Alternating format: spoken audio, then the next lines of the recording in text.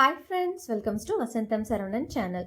இன்றைக்கி நம்ம சேனலில் நம்ம எல்லாருக்குமே ரொம்ப பிடிச்சமான மீன் குழம்பு ரெசிபி தான் எப்படி செய்யுதுன்னு பார்க்க போகிறோம். ரொம்பவே சிம்பிளான மெத்தடில் நல்ல ஒரு டெலிஷியஸான டேஸ்டியான மீன் குழம்பு ரெசிபி எப்படி செய்யுதுன்னு தான் பார்க்க போகிறோம். யார் வேணாலும் இந்த மீன் குழம்பை நல்லா டேஸ்டியாக செஞ்சிட முடியும். அவ்வளோ ஈஸியாக இருக்கும் இந்த மீன் குழம்பு, அதே சமயம் நல்லா டேஸ்டியாகவும் இருக்கும்.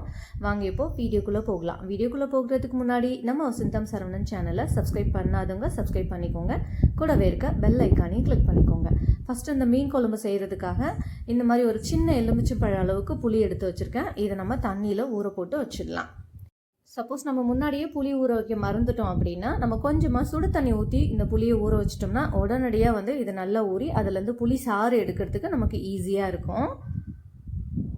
இப்போ இதை அப்படியே ஊறிட்டுருக்கட்டும். இதை அப்படியே நம்ம மூடி வச்சிடலாம். இப்போ அடுத்ததாக ஸ்டவ் ஆன் பண்ணிவிட்டு ஒரு வானலியை ஹீட் பண்ணி வச்சுருக்கேன். இப்போ இந்த வானலி நல்லா சூடான பிறகு இதில் ஒரு 2லேருந்து 3 ஸ்பூன் அளவுக்கு எண்ணெய் சேர்த்துக்கலாம். இப்போ இந்த எண்ணெய் நல்லா சூடான பிறகு இதில் ஒரு 1/2 ஸ்பூன் அளவுக்கு ஜீரகம் சேர்த்துக்கலாம்.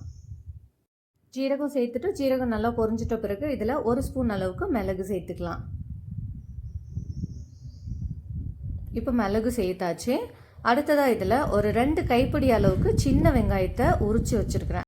இப்போ இந்த சின்ன வெங்காயத்தை நம்ம இந்த எண்ணெயில் சேர்த்துடலாம். சேர்த்துட்டு நல்லா வதக்கிக்கலாம். சின்ன வெங்காயத்தை நம்ம குட்டி குட்டியாக கட் பண்ணி சேர்க்கணுன்னு அவசியம் கிடையாது. அப்படியே முழுசாகவே சேர்த்து வதக்கிக்கலாம். ஓரளவுக்கு வெங்காயம் வதங்கி வந்தால் போதுமானதாக இருக்கும். ரொம்ப கோல்டன் ப்ரௌன் கலர் அந்த மாதிரிலாம் ஆகணும்னு அவசியம் கிடையாது.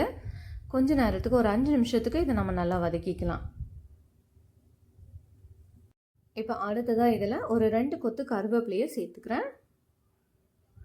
கருவேப்பிலை சேர்த்துட்டு அதையும் சேர்த்து நல்லா வதக்கிக்கலாம். இப்போ அடுத்ததாக இதில் 3 மீடியம் சைஸ் தக்காளியை குட்டி குட்டியாக கட் பண்ணி வச்சுருக்கிறேன். இப்போ இந்த தக்காளியும் இது கூட சேர்த்து நம்ம நல்லா வதக்கிக்கலாம். மீன் குழம்புக்கு எப்போவுமே நம்ம தக்காளி நல்லா பழுத்த தக்காளியாக சேர்த்துக்கிட்டால் நல்லா டேஸ்டியாக இருக்கும். அதே மாதிரி தக்காளி கொஞ்சம் அதிகமாக சேர்த்துட்டோம்னா புளியோட அளவு கொஞ்சம் கம்மி பண்ணிக்கணும். இப்போ இதில் ஒரு 1/2 டீஸ்பூன் அளவுக்கு மஞ்சப்பொடி சேர்த்துக்கலாம். மஞ்சப்பொடி சேர்த்துட்டு நல்லா இதை வதக்கி விட்டுக்கலாம். இப்போ அடுத்ததான் இதில் ஒரு கைப்பிடி அளவுக்கு பூண்டு, உரிச்ச பூண்டு எடுத்து வச்சுருக்கேன். இப்போ அதையும் நம்ம இது கூட சேர்த்துக்கலாம். எப்போவுமே நம்ம நார்மலாக செய்கிற புளிக்குழம்பை விடவும் மீன் குழம்புக்கு நம்ம பூண்டு கொஞ்சம் அதிகமாகவே சேர்த்துக்கணும். ஏன்னா இதில் புளிப்பு, காரம் இது எல்லாமே அதிகமாக இருக்கும். அதனால் நம்ம பூண்டு அதிகமாக சேர்த்துக்கணும். இப்போ நம்ம சேர்த்துக்கிட்ட வெங்காயம், தக்காளி, பூண்டு இது எல்லாமே ஓரளவுக்கு நல்லா வதங்கி வரணும். நல்லா கொஞ்சம் மசிச்சு விட்ட அளவுக்கு வதங்கி வரணும். இப்போ வெங்காயம், தக்காளி, பூண்டு இது எல்லாமே நல்லாவே வதங்கி வந்துருச்சு. இந்த ஸ்டேஜில் நம்ம மிளகாத்தூள் இது கூட சேர்த்துக்கலாம். நம்ம வீட்டில் சாம்பார் செய்கிறதுக்கெலாம் பயன்படுத்துவோம் இல்லையா, சாம்பார் தூள் இல்லாட்டி சாம்பார் மிளகாய் தூள் சொல்லுவோம்ல, அந்த மிளகாத்தூள்லேருந்து ஒரு 3 ஸ்பூன் அளவுக்கு மிளகாத்தூள் சேர்த்துக்கிறேன். நம்மளோட காரத்துக்கு தகுந்தாப்புல நம்ம மிளகாத்தூள் சேர்த்துக்கலாம். சேர்த்துட்டு இதோட பச்சை வாசனை போகிற வரைக்கும் இதை நல்லா நம்ம வதக்கி விட்டுக்கணும். தனி மிளகாத்தூள் நம்ம சேர்த்துக்க தேவையில்லை. சப்போஸ் தனி மிளகாத்தூள் சேர்த்துக்கிட்டோம்னா அதோட அளவு கொஞ்சம் கம்மி பண்ணிக்கிட்டு அது கூட தனியாத்தூள் சேர்த்து நல்லா வதக்கி எடுத்துக்கணும். இப்போ இந்த மிளகாத்தூளோட பச்சை வாசனைலாம் நல்லா போயிடுச்சு. இப்போ இந்த ஸ்டேஜில் ஸ்டவ்வை ஆஃப் பண்ணிவிட்டு இதை அப்படியே நம்ம ஆற விட்டுடலாம். ஆற விட்டுட்டு இதை அப்படியே ஒரு மிக்ஸி ஜாருக்கு மாற்றிக்கலாம். மிக்ஸி ஜாருக்கு மாற்றிட்டு இதை நல்லா நம்ம ஒரு பேஸ்ட் மாதிரி அரைச்சி எடுத்து வந்துக்கலாம். இப்போ மிக்ஸி ஜாருக்கு மாற்றியாச்சு. இதில் கொஞ்சம் போல் தண்ணி சேர்த்துக்கலாம். இந்த வானொலியிலே கொஞ்சமாக தண்ணி சேர்த்து அதை அலசிட்டு அந்த தண்ணியை இந்த மிக்ஸி ஜாருக்கு சேர்த்துக்கிறேன்.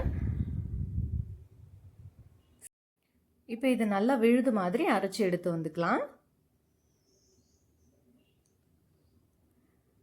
இப்போ இதை அரைச்சி எடுத்து வந்தாச்சு. பாருங்கள், இந்த அளவுக்கு நம்ம இதை நல்லா ஒரு நல்ல ஒரு விழுது மாதிரி அரைச்சி எடுத்துக்கணும்.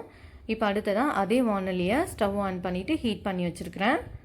இப்போ இதில் கொஞ்சம் போல் எண்ணெய் சேர்த்துக்கலாம். ஃபஸ்ட்டு இதில் ஒரு 3 டீஸ்பூன் அளவுக்கு கடலை எண்ணெய் சேர்த்துக்கிறேன். கடலை எண்ணெய்க்கு பதிலாக நம்ம ரீஃபைண்ட் ஆயில் கூட சேர்த்துக்கலாம். ஒரு 3 டீஸ்பூன் அளவுக்கு கடலை எண்ணெய் சேர்த்துட்டு அடுத்ததாக இது கூடவே கொஞ்சமாக நல்லெண்ணெய் சேர்த்துக்கிறேன். எப்போவுமே மீன் குழம்பு நல்லெண்ணெயில் செய்கிறது ரொம்ப நல்லது. ரொம்பவே டேஸ்டியாகவும் இருக்கும். அதே சமயம் நம்மளோட ஹெல்த்துக்குமே ரொம்ப நல்லது. ஏன்னா இதில் புளி, காரம் இது ரெண்டுமே அதிகமாக சேர்த்துப்போம். அதனால் ஸ்டொமக் அப்செட் ஆகாமல் இருக்கிறதுக்காகவும், 2வது ஹீட் ஆகாமல் இருக்கிறதுக்காகவும், நம்மளோட உடம்பு ஹீட் ஆகாமல் இருக்கிறதுக்காகவும் நம்ம நல்லெண்ணெயில் இந்த மீன் குழம்பு செஞ்சுக்கிறது ரொம்ப நல்லது.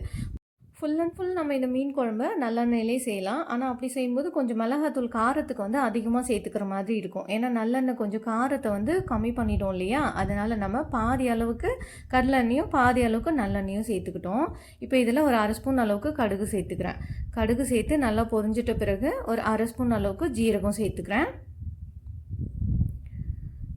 இப்போ ஜீரகம் சேர்த்தாச்சு. அடுத்ததாக இதில் ஒரு டீஸ்பூன் அளவுக்கு வெந்தயம் சேர்த்துக்கிறேன். நம்ம நல்லெண்ணெய் சேர்த்துருக்கதால அது வந்து அப்படியே பொங்கி வந்துட்டுருக்கு. இந்த நல்லெண்ணெய் பார்த்திங்கன்னா செக்குலேருந்து ஆடி எடுத்த சுத்தமான நல்லெண்ணெய்.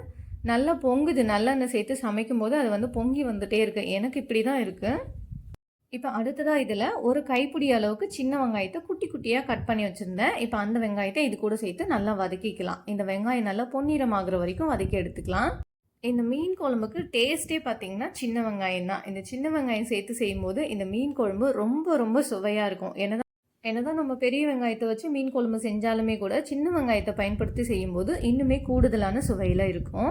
இப்போ இதில் ஒரு கொத்து அளவுக்கு கருவேப்பிலை சேர்த்துக்கலாம். சேர்த்துட்டு இது எல்லாத்தையும் நல்லா வதக்கி விட்டுக்கலாம். இப்போ அடுத்ததாக நம்ம வெங்காயம், தக்காளி, பூண்டு இது எல்லாத்தையும் வதக்கிட்டு நல்லா அரைச்சி வச்சுருக்கோம் இல்லையா? அதை வந்து நம்ம இது கூட சேர்த்துக்கலாம். வெங்காயம் நல்லா பொன்னிறமாக வதங்கின பிறகு நம்ம அரைச்சி வச்சுருக்க விழுதை இது கூட சேர்த்துக்கலாம். இந்த விழுதை நம்ம சேர்க்கும் போது ஸ்டவ்வை ஸ்லோ ஃப்ளேமில் வச்சுட்டு மெதுவாக சேர்த்துக்கணும். இல்லாட்டி பார்த்திங்கன்னா மேலேயே தெறிக்கிற மாதிரி இருக்கும். அதனால ஸ்டவ்வை ஸ்லோ ஃப்ளேமில் வச்சுட்டு கொஞ்சம் கொஞ்சமாக சேர்த்து அப்படியே கரண்டியை வச்சு கலந்து விட்டுட்டே இருக்கணும். இந்த மாதிரி செய்யும்போது எண்ணெய் வந்து நம்ம மேலே தெறிக்காமல் இருக்கும். இப்போ சேர்த்துட்டு ஒரு 2லேருந்து 3 நிமிஷத்துக்கு இதோட பச்சை வாசனை போகிற அளவுக்கு நம்ம இதை நல்லா வதக்கிக்கலாம். ஆல்ரெடி வதக்கி தான் அரைச்சிருக்கோம். இருந்தாலும் கூட ஒரு 2லேருந்து ஒரு 3 நிமிஷத்துக்கு நல்லா வந்து இந்த எண்ணெயில் வதக்கிக்கலாம். இப்போ இதை அப்படியே வதங்கிட்டு இருக்கட்டும். இப்போ அடுத்ததாக நம்ம புளி ஊற வச்சுருந்தோம் இல்லையா? அதை வந்து புளியை கரைச்சி அதுலேருந்து புளி தண்ணியை வடிகட்டி தனியாக எடுத்து வச்சுக்கலாம். இப்போ இந்த புளி நல்லா ஊறி வந்திருக்கு. இப்போ இதை நல்லா கரைச்சிட்டு இன்னொரு பாத்திரத்துக்கு வடிகட்டி எடுத்துக்கலாம்.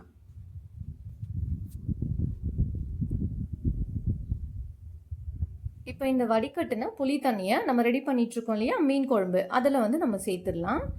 சேர்த்துட்டு நல்லா கலந்து விட்டுட்டு ஸ்டவ்வை வந்து மீடியம் ஃப்ளேமில் வச்சுக்கலாம். இப்போ இந்த ஸ்டேஜில் நமக்கு எந்த அளவுக்கு மீன் குழம்பு திக்காக வேணுமோ இல்லாட்டி தண்ணியாக வேணுமோ அந்த அளவுக்கு நம்ம தண்ணியை இந்த புளி தண்ணி கூடவே சேர்த்துக்கலாம். இப்போ புளி தண்ணி சேர்த்தாச்சு. அடுத்ததாக இது கூட ஒரு 1/2 டீஸ்பூன் அளவுக்கு மஞ்சள் பொடி சேர்த்துக்கிறேன். மஞ்சள் பொடி சேர்த்துட்டு காரம், உப்பு இது எல்லாமே நம்ம டேஸ்ட் பண்ணி பார்த்துக்கணும் இந்த டைமுக்கே. சப்போஸ் நமக்கு காரம் கொஞ்சம் கம்மியாக இருந்ததுன்னா இந்த டைமில் நம்ம 1 ஸ்பூன் அளவுக்கு மிளகாத்தூள் சேர்த்துக்கலாம். இப்போ தேவையான அளவுக்கு தண்ணி சேர்த்துட்டு ஸ்டவ்வை மீடியம் ஃப்ளேமில் வச்சுட்டு அப்படியே மூடி போட்டு வச்சிடலாம். இது நல்லா ஒரு 10 நிமிஷத்துக்கு கொதிச்சு அதுக்கப்புறமா இந்த குழம்பு மேலே எண்ணெய் நல்லா பிரிஞ்சு வரும். அந்த ஸ்டேஜில் நம்ம வந்து ஸ்டவ்வை நல்லா ஸ்லோ ஃப்ளேமில் வச்சுட்டு நம்ம கழுவி வச்சுருக்க மீனை வந்து இது கூட சேர்த்துக்கலாம். பாருங்கள், மீன் குழம்பு நல்லா கொதிச்சு அது மேலே எண்ணெய்லாம் நல்லா பிரிஞ்சு வர ஆரம்பிச்சிருக்கு. இந்த அளவுக்கு இருந்தால் தான் குழம்பு நல்லா டேஸ்டியாக இருக்கும். குழம்பு நல்லா ஓரளவுக்கு கிரேவி கன்சிஸ்டன்சியில் இருக்குது பாருங்கள். இப்போ இந்த ஸ்டேஜில் ஸ்டவ்வை ஸ்லோ ஃப்ளேமில் வச்சிடலாம். ஸ்லோ ஃப்ளேமில் வச்சுட்டு நம்ம கழுவி வச்சுருக்க மீனை மெதுவாக நம்ம இதில் ஒவ்வொன்றா சேர்த்துக்கலாம்.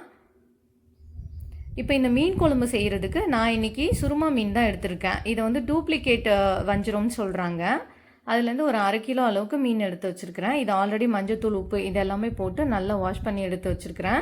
நம்ம எந்த மீன் வேணாலும் பயன்படுத்தி இதே டைப்பில் நம்ம மீன் குழம்பு செய்யலாம். ரொம்ப ரொம்ப சுவையாக இருக்கும்.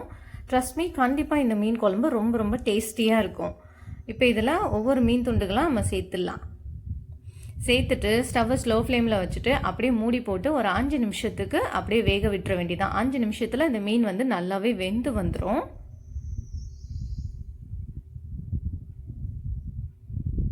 இப்போ பாருங்கள், பார்க்குறதுக்கே நல்லா கலர்ஃபுல்லாக இருக்குது குழம்பு. இப்போ இதை அப்படியே நம்ம மூடி போட்டு வச்சிடலாம். மூடி போட்டு வச்சுட்டு ஒரு 5 நிமிஷத்துக்கு அப்புறமா இதை ஓப்பன் பண்ணி பார்க்கலாம். இப்போ ஒரு 5 நிமிஷத்துக்கு அப்புறமா இந்த மீன் குழம்பு ஓப்பன் பண்ணி பார்க்கலாம்.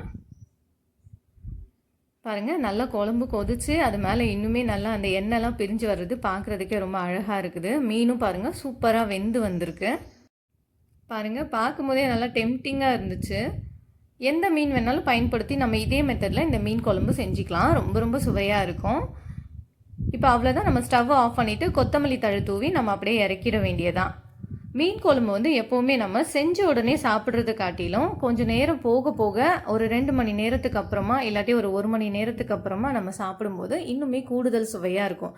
அந்த புளி, காரம், உப்பு இதெல்லாமே அந்த மீனுக்குள்ளே இறங்கி இன்னமும் கூடுதல் சுவையாக இருக்கும். பாருங்கள், மீன் குழம்பு நான் மூடி போட்டு வச்சுட்டு கொஞ்சம் நேரத்துக்கு அப்புறமா தான் அந்த கொத்தமல்லி தழை சேர்த்துக்கிட்டேன். நம்ம முன்னாடி பார்த்ததை விடவும் இப்போ நல்லா இன்னும் கொஞ்சம் எண்ணெய் நல்லா மிதக்கிற மாதிரி இருக்குது பாருங்கள். கொஞ்சம் எண்ணெய் வந்து நார்மல் நம்ம குழம்புக்கு சேர்த்துக்கிறத விடவும் கொஞ்சம் எக்ஸ்ட்ராவாக சேர்த்துக்கிட்டா தான் மீன் குழம்புக்கு வந்து நல்லாயிருக்கும். அதனால தான் நம்ம நல்லெண்ணெய் சேர்த்துக்கணும். நல்லெண்ணெய் சேர்த்துக்கும் போது அது நம்மளுக்கு வந்து பெருசாக வந்து ஸ்டமக் அப்செட் வந்து கொடுக்காது. இப்போ இந்த மீன் குழம்பை நம்ம சர்வ் பண்ணிக்கலாம். அவ்வளோதான், நல்ல சூப்பரான சுவையான நல்ல காரசாரமான மீன் குழம்பு ரெடி ஆயிடுச்சு. நம்மக்கிட்ட சின்ன வெங்காயம் இல்லைனா கூட பெரிய வெங்காயத்தை பயன்படுத்தி இதே மெத்தடில் நம்ம மீன் குழம்பு செஞ்சுக்கலாம். ஆனாலும் கூட சின்ன வெங்காயத்தை பயன்படுத்தி செய்யும்போது தான் இதோட ஒரிஜினல் டேஸ்ட்டு நமக்கு கிடைக்கும். ரொம்ப ரொம்ப சூப்பராகவும் இருக்கும். ஓகே ஃப்ரெண்ட்ஸ், கண்டிப்பாக நீங்களும் இதே மெத்தடை ஃபாலோ பண்ணி இந்த மீன் குழம்பு உங்கள் வீட்டில் செஞ்சு பாருங்கள்.